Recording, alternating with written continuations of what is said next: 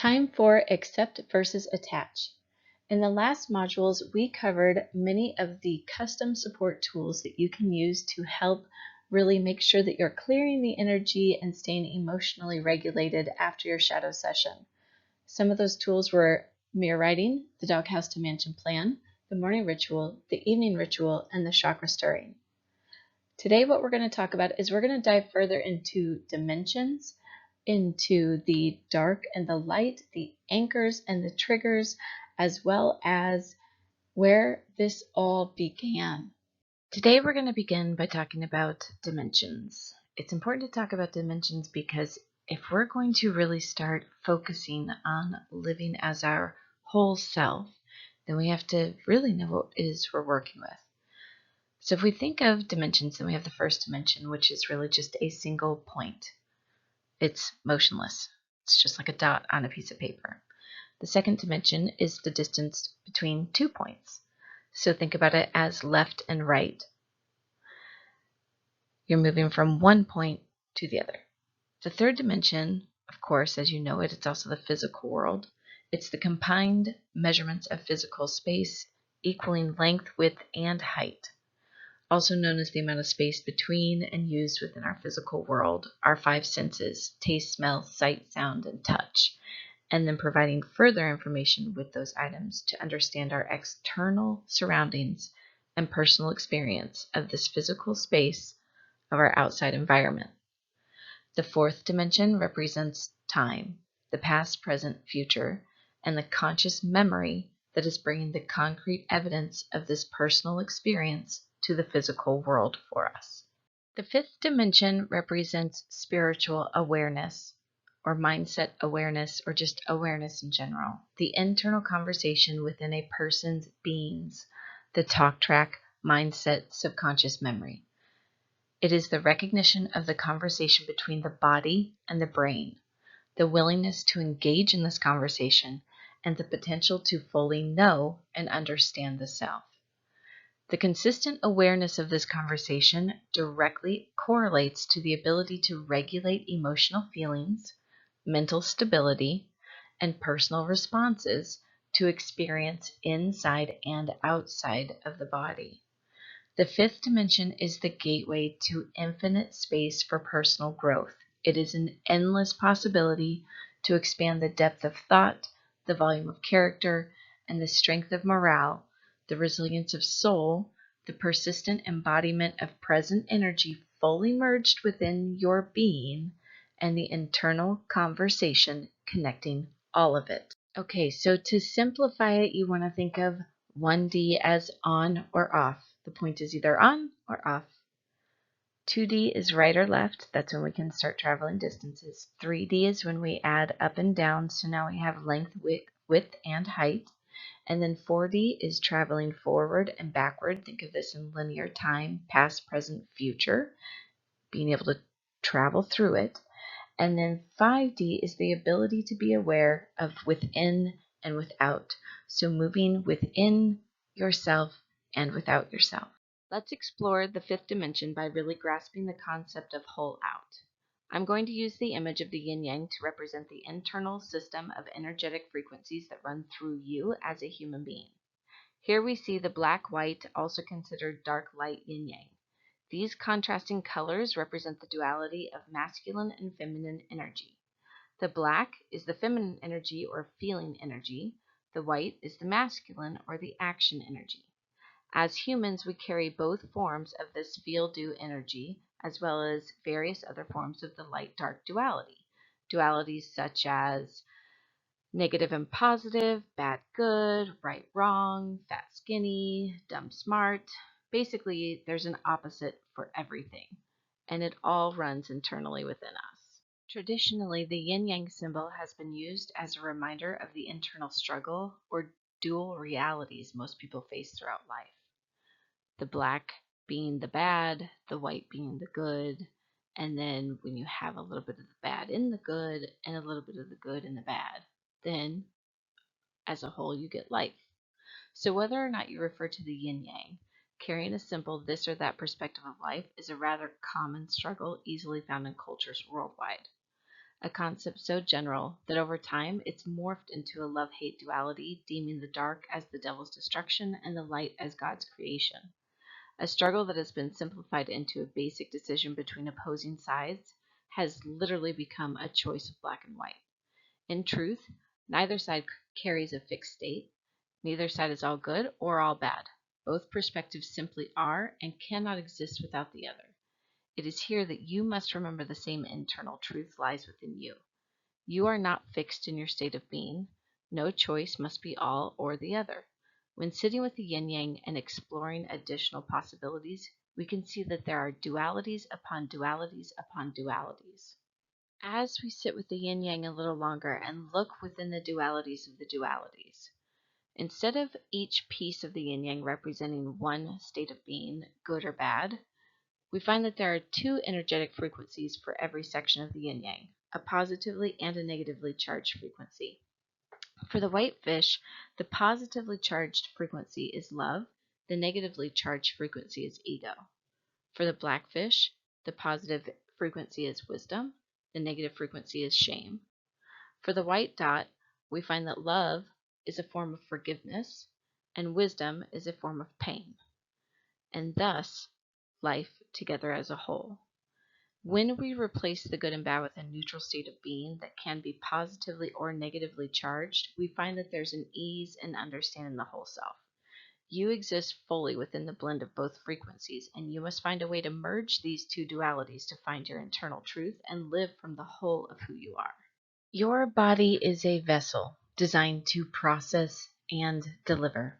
However, after a long historical generalization of cultural ancestry practices, splintering our life force into basic duality, humanity has suppressed the flow of feeling emotion, energetic motion, for so long that as a society we have forgotten the most basic reason of a human life, simply experiencing what it is to be physically whole inside and out, to see, hear, touch, taste, smell, feel, and know, let alone to share the possible gift we purposefully brought upon arrival for all of humanity. How can we direct our physical purpose if we can't feel it first, understand it second, and regulate it third? This inability to regulate emotional flow has eaten away at the human soul and the purpose of emotional intuition, leaving room for cold hearts, numb responses, deceitful manipulations, spiritual and medicinal bypassing, social shame practices, the fear of feeling anything less than perfect, a distinct social separation beyond measure, and, quite frankly, FOMO, the fear of missing out. The goal of Alt University is to get you playing up whole out, which means that in your shadow session, you found that you came to either play the game or to even change the game. Even better, right? In order to do that, you have to start to access your ability to play with it. But in order to play and really feel inspired with it, you've got to move from a space of being whole out. So we're going to go ahead and mentally and visually distinguish play, but first we have to recognize what we're looking for, what we're working with, and why we need to find it. The traditional metaphor is the way to succeed at finding joy through personal development is to view the process like an onion. In order to find the heart of the onion, you must peel the layers. This process can eventually work. However, all of the peeling can take years unless you really know what you're looking for. And like I've said, I hate this analogy. Onions smell like BO. I love them in food, but they stink. And I really don't want to consider anyone else's personal development or mine in that way. Some of the ways people explore this internal dimension are through various therapies such as EMDR, counseling, or hypnosis, or personal holistic practices like Reiki yoga, acupuncture, spiritual retreats, to relieve the never-ending conversational loop of the painful past. When faced with the discomfort of the failures attached to these loops, we tend to feel like we should overcome these emotions or kill off the ego that is surrounding this emotional distress, versus actually listen to the information, gather the wisdom, feel the frequency, remain neutral in response, discern the possibilities, and choose wisely. We intend to teach you how to secure the ego so that you can feel through these dilemmas faster, move past the discomfort of failure, and then feel forward with greater ease, ultimately bringing more personal fulfillment to your future life and purpose. Let's lay some groundwork. The first step begins with admitting you're an asshole. We all have one, and we all are one. We are judgmental liars. If we aren't judging and lying to others, then we're most definitely doing it to ourselves. Now, don't get all worked up. Recognize first that it's actually a built-in function. During your shadow session, you realized that your initial spiritual desire was to experience life as a physical being and play with it, specifically for the point of winning. Now, since we came from this infinitely divine, all-encompassing source of light and love, our souls are naturally wired to help and inspire. In fact, thanks to IVF, science has now proven that the exact moment conception is complete, the cell illuminates for a brief moment, like a quick flash, and then it begins to divide and multiply. Notice the word, by the way, conception. Like a light bulb, you were a concept brought to life. So anyway, let's think of this flash like the ignition of our inspiration. Inspiration meaning internal conscious action. This ignition provides our first physical experience and our first frequency or our root emotion. Love. That's where we stemmed from. It ignited. From there, I'm going to be honest, it actually starts to go downhill. Our atomic frequency physically morphs into a small group of cells, and we literally become an asshole. Technically, we become our asshole. It's kind of funny how we start out. Told you we're assholes. So as referenced from Britannica.com, during the first few weeks after fertilization, you're nothing more than a small group of cells called a blastula. This blastula bursts open from the inside out, making a little bitty opening. This opening is called a blastopore, and it's the first of your proto-organs to begin forming. Now, biologically, there are two different clades of animals that begin with a blastula. The first group is a protostome, which are like mollusks and insects. The second group is called a deuterostome. Now, we're part of this group. The distinction between these two groups is based entirely on the direction in which the mouth develops in relation to the blastopore. Both groups derive from the Greek language. Protostome meaning first mouth, and deuterostome meaning second mouth. Now, in the protostome development, the blastopore becomes the animal's actual mouth. But for a deuterostome, the blastopore becomes the animal's second mouth, which we commonly refer to as the anus, or aka the asshole. So like I said, we're all assholes. It's in our DNA.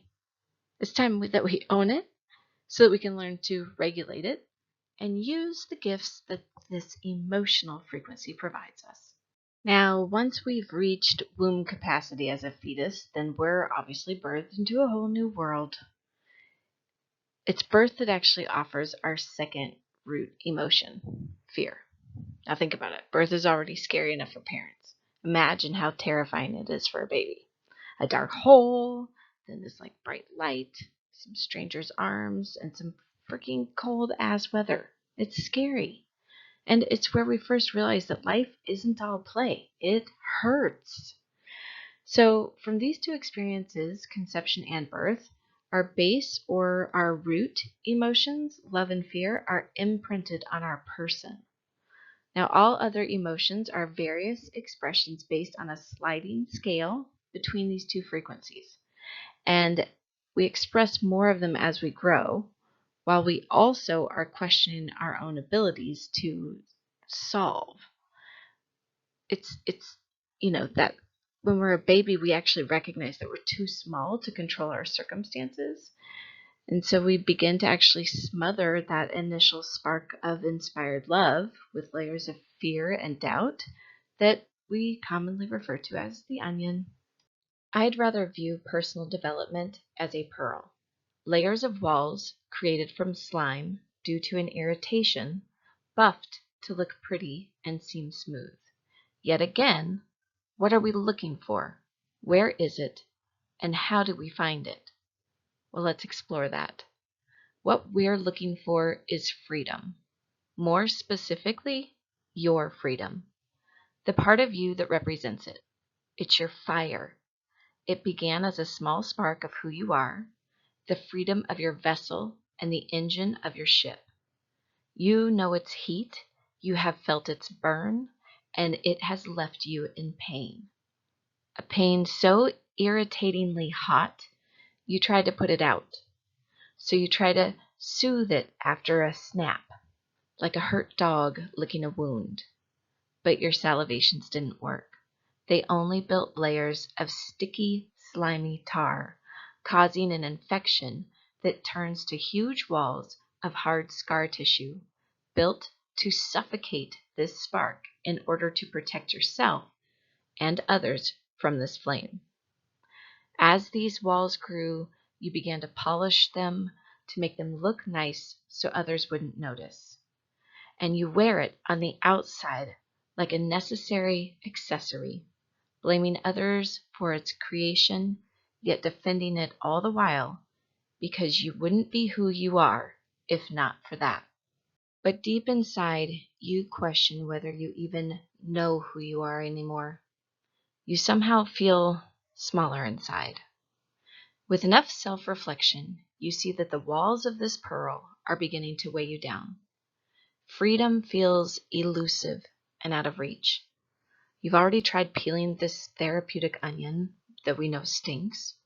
So instead you try to reignite flame by following the stars, studying the law of attraction, practicing meditation, becoming certified in yoga and mindset concepts to aid in gathering light so you can feel the sensation of what it is to float again.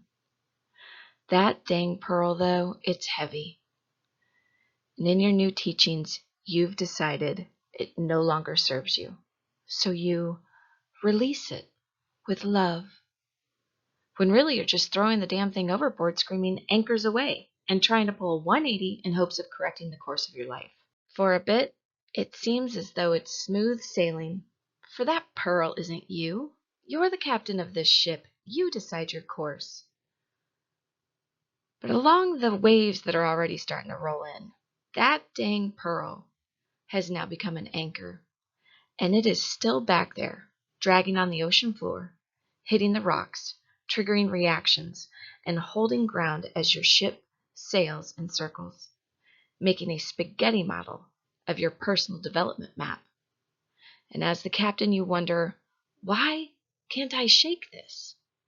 What is the reason no amount of cord cutting will release it permanently? You cannot figure out the reason, and you're still subconsciously attached to this massive pearl weighing you down. This ultimately leaves you dumbstruck, wondering why it's there to begin with and what it is that keeps it near.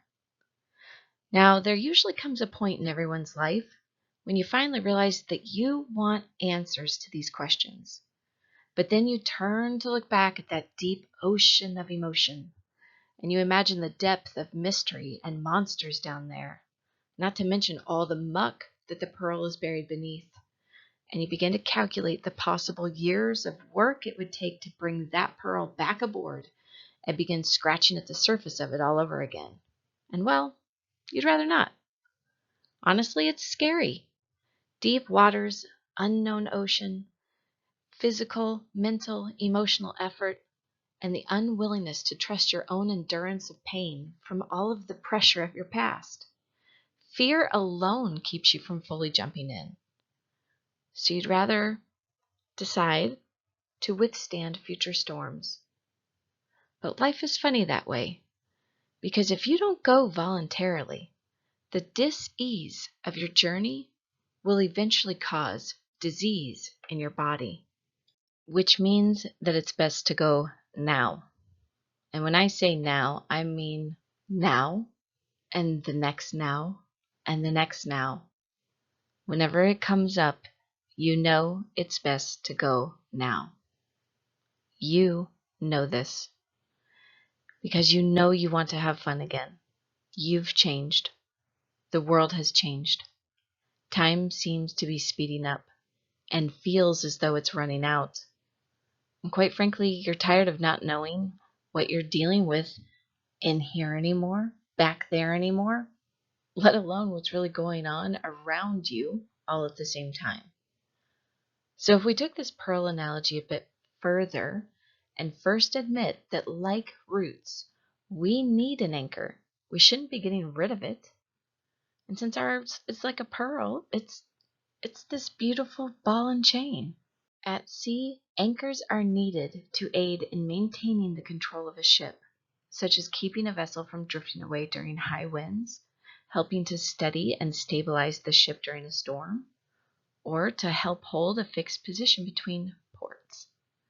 In fact, all great captains know that you don't set sail without one. So why are you trying to get rid of yours? So what do captains know that we don't? And what do they do with all that extra weight that we don't do with ours? Well, captains secure the anchor. They do this by pulling it into a secure space, back into the bow of the ship. They take it with them. Captains know that they will need it as grounding for some future destination. They don't hate it or its weight. They don't love it either. You don't hear them bragging about the anchor. They brag about the trip and the ship. They simply recognize that there is a need for the anchor, and they know when and how to use it. Your subconscious system uses these the same way. It knows that anchors have a purpose. It uses them for grounding. It remains emotionally neutral about it until it needs to trigger something for you to recognize. It focuses on the trip for most of the time, and it knows when and how to use it.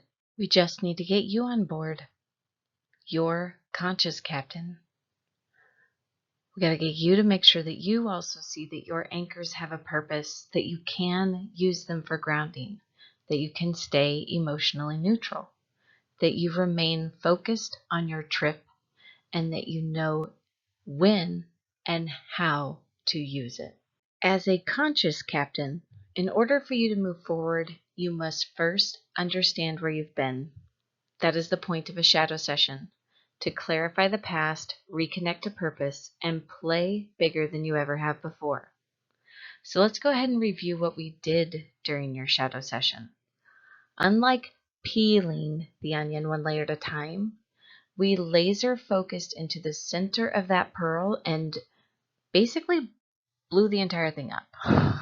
The entire residue of your mental loop to find the actual why details of your current habits, patterns, and meanings.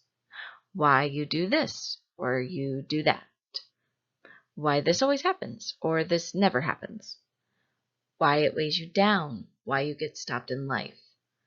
We call this your life theme because up until this point, it has been the theme of your life and what has continually sabotaged you in the past. Since it is a subconscious program, it will continue to stop you if you don't learn how to secure it. Like any other type of destruction, there is always debris and shrapnel that needs to be sorted through. So even though we've created your custom doghouse and your ritual plans, it's important to learn how to also voluntarily dive into your deep emotional waters and secure the anchor quickly so you can move forward faster, actually enjoy the process, activate your spark, feel your freedom again, and play in life. Most programs focus on helping you find your conscious, therapeutic talk track. Your why you get up, why you are passionate, why you desire to live. We focus on the other why, your subconscious, toxic talk track. Once we disintegrate that pearl, we find the root of this talk track, your life theme. A talk track that will always be with you, trying to run in the background to protect you from your fire. After all, you will encounter new obstacles that could cause new layers and once again rebuild around that anchor. However, once you've learned how to listen to your wisdom and play within the recesses of your own fifth dimension, you'll find you will actually look forward to experiencing all the emotions brought on by your fire and be able to manage your expression of them without suppressing or suffocating your inherent freedom. Once you expose all that you have been keeping hidden from yourself, you are able to easily find your purpose again and again and again. However, in order to fulfill that purpose, you must learn how to play up. When you know how to dive down and play up, you will expand into new experiences of yourself that remind you of what it means to be and feel alive. After all, the real secret to life is to become completely engaged in what you are doing in the here and now. And instead of calling it work, realize it's play. Now, most humans have an internal desire to do good things and a strong desire to play. But it can often seem difficult to get our bodies moving, especially when we are unclear of our intention. After all, it has been said that the road to hell is paved with good intention, which is basically thought void of emotion followed up by zero action. However, it is also paved with unintentional action, actions void of thought or feeling. So to help ourselves along, we tend to handle this one of two ways: motivation or inspiration. Motivation is typically an external force. If we broke down the word, it would be mo is unusual, t for frequency, va for volt, and shun for a state of act or be. So an unusual frequency or a volt that puts us in a state to actually take action. But what about when there's not an external force? In this case, we must learn to follow our internal drive, our inspiration. N for intentional, spear for conscious, A for membership, and shun for state of act or be. An intentional, conscious membership that puts us in a state of act or be. In order to turn work into play and purpose into action, you must work from a space of inspiration. When we shift from motivation to inspiration, we realize a new type of selfishness. Now, it's not a selfishness where we want to take, but it is still a selfishness where we want to feel good. However, in order to truly feel good, we need to know that we are doing good things. That selfishness of wanting to do good things becomes stronger than the selfishness of wanting to take from others. But we have to learn to manage these emotions so that while we are doing these good things, we can consistently play, because that is what keeps us feeling good about it.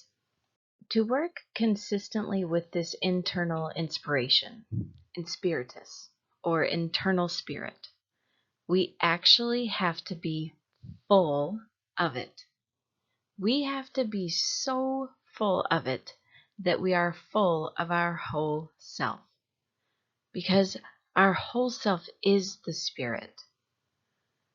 It is the speaking of the soul that requires the action that enables the play, that transmutes work into fun, into internally inspired, consistent daily fun that keeps us externally motivated to play. In order to reconnect with this internal play, we've got to practice diving in, not only when it feels good, but also when it doesn't, and still be able to create play out of it. So making sure you have and know how to work with these strategies in such a way that you're creating a playfulness within that has you saying, yeah, let's go. Let's go figure out where my fire went, what that heat is, what is being generated down there, and what wisdom there is to find from it. A drive to go willingly, on purpose, with meaning, full of spirit, an absolute desire to dive deep, secure the system, all because you crave the result of knowing what's next, not because the anchors simply got thrown overboard. Okay, for homework, what I want you to do is I want you to review that list that you wrote during the introduction about the different ways that you want to play or used to play as a child. And I want you to pick 2 or 3 of them to do this week and get really in touch with play again.